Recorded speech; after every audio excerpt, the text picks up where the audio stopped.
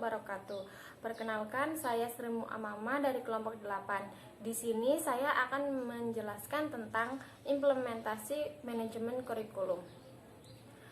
Saya akan menjelaskan rumusan masalah yang pertama, yakni tentang pengertian manajemen kurikulum. Manajemen merupakan serangkaian proses kegiatan, perencanaan, pengorganisasian, kemudian pelaksanaan, dan pengendalian melalui pemanfaatan sumber daya manusia dan sumber daya lainnya untuk mencapai tujuan yang telah ditetapkan di sekolah maupun lembaga tersebut. Menurut Undang-Undang Nomor 20 Tahun 2003 tentang Sistem Pendidikan Nasional, kurikulum adalah seperangkat rencana dan pengaturan mengenai tujuan, isi, bahan pembelajaran, dan cara atau pedoman pembelajaran untuk mencapai suatu tujuan tertentu. Sedangkan yang dimaksud manajemen kurikulum yakni sistem pengelolaan kurikulum secara kooperatif, komprehensif, sistemik, dan sistematik untuk mencapai suatu tujuan tertentu. Yang dimaksud kooperatif ini adalah bekerja sama, kemudian dengan cara kerjasama. Sedangkan komprehensif yang di sini itu artinya meluas atau luas, jadi secara keseluruhan. Sedangkan sistemik artinya sama dengan bekerja sama atau teamwork, sedangkan sistemik artinya tersusun atau terencana.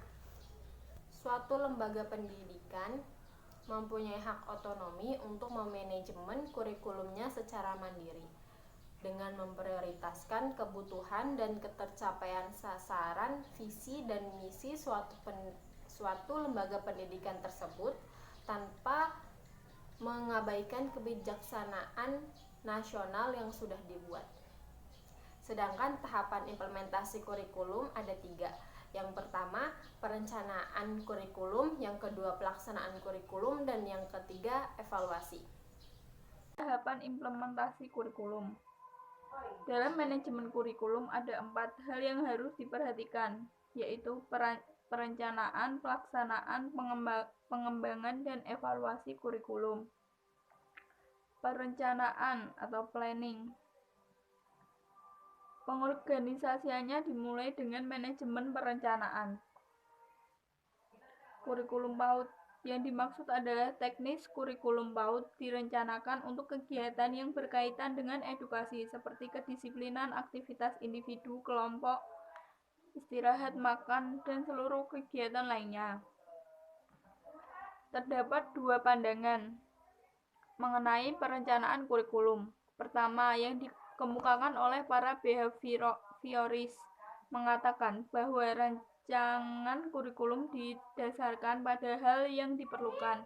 Kedua, pandangan yang dikembangkan oleh para ahli perkembangan anak yang menyatakan bahwa rancangan harus berdasarkan telaah psikologi perkembangan yang mengatakan bahwa anak merupakan pelajar.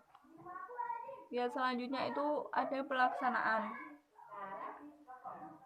Pemilihan isi dan organisasi materi pembelajaran harus sesuai dengan indikator dan kompetensi dasar pada kurikulum. Standar kurikulum untuk PAUD sudah ditetapkan oleh pemerintah UU nomor 13 tahun 2003. Dalam pelaksanaan kurikulum, keahlian guru sangat diuji karena semua akan terlihat dalam kelas, baik dari perencanaan, alat metode, dan lain-lain. Selanjutnya ada evaluasi kurikulum. Setelah direncanakan dan dilaksanakan kegiatan pembelajaran, membutuhkan evaluasi yang bertujuan untuk memperbaiki kekurangan dan meningkatkan kualitas pembelajaran. Selanjutnya, dalam kegiatan evaluasi, cenderung ditempuh pendekatan dengan cara-cara berikut. Yang pertama, ada membandingkan performa setiap dimensi program dengan kriteria internal. Yang kedua, membandingkan performa program dengan menggunakan kriteria eksternal. Dan yang ketiga, Ada teknik evaluasi mencakup tes, observasi, wawancara, angket, dan analisis dokumen.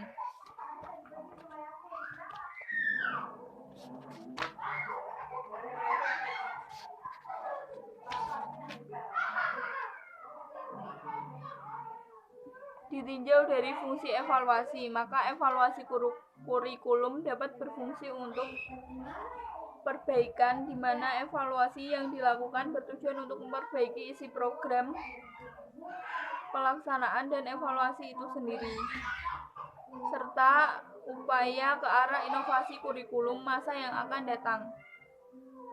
Yang pertama ada penempatan. Dalam arti evaluasi kurikulum, penempatan ditujukan untuk melihat hasil pembelajaran. Yang kedua ada penyebaran. Evaluasi kurikulum dilaksanakan dalam rangka memberikan perlakuan secara merata pada setiap satuan pendidikan dan jenjang pendidikan untuk semua daerah, baik perkotaan, perdesaan, bahkan daerah terpencil sekalipun. Tujuannya agar kurikulum yang baru seperti KBK betul-betul teruji oleh semua kondisi dan karakteristik sistem pembelajaran. Yang ketiga ada penelitian dan pengembangan. Evaluasi kurikulum dilaksanakan guna melihat dampak atau perubahan-perubahan yang terjadi di masyarakat, apakah kurikulum tersebut dapat diterima atau masih perlu direvisi, bahkan dikembangkan.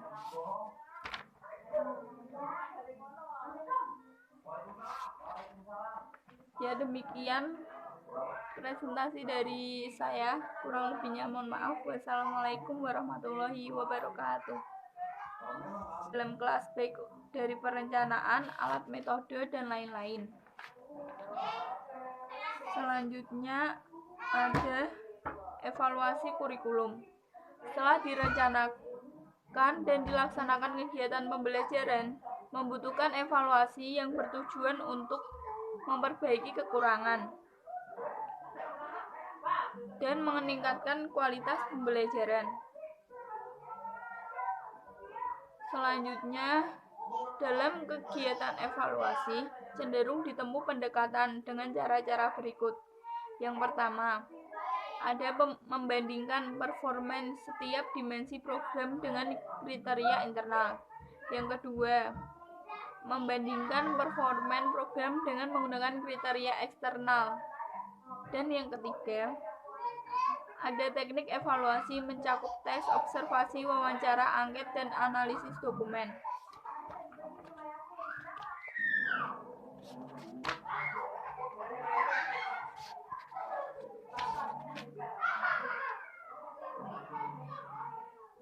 Ditinjau dari fungsi evaluasi, maka evaluasi kurikulum dapat berfungsi untuk perbaikan, di mana evaluasi yang dilakukan bertujuan untuk memperbaiki isi program, pelaksanaan, dan evaluasi itu sendiri, serta upaya ke arah inovasi kurikulum masa yang akan datang.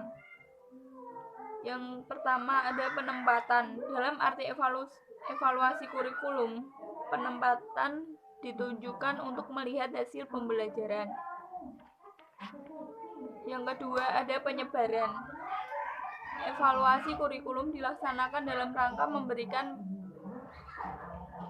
perlakuan secara merata pada setiap satuan pendidikan dan jenjang pendidikan untuk semua daerah, baik perkotaan, perdesaan, bahkan daerah terpencil sekalipun. Tujuannya agar kurikulum yang baru seperti KBK betul-betul teruji oleh semua kondisi dan karakteristik sistem pembelajaran. Yang ketiga ada penelitian dan pengembangan. Evaluasi kurikulum dilaksanakan guna melihat dampak atau perubahan-perubahan yang terjadi di masyarakat, apakah kurikulum tersebut dapat diterima atau masih perlu direvisi, bahkan dikembangkan.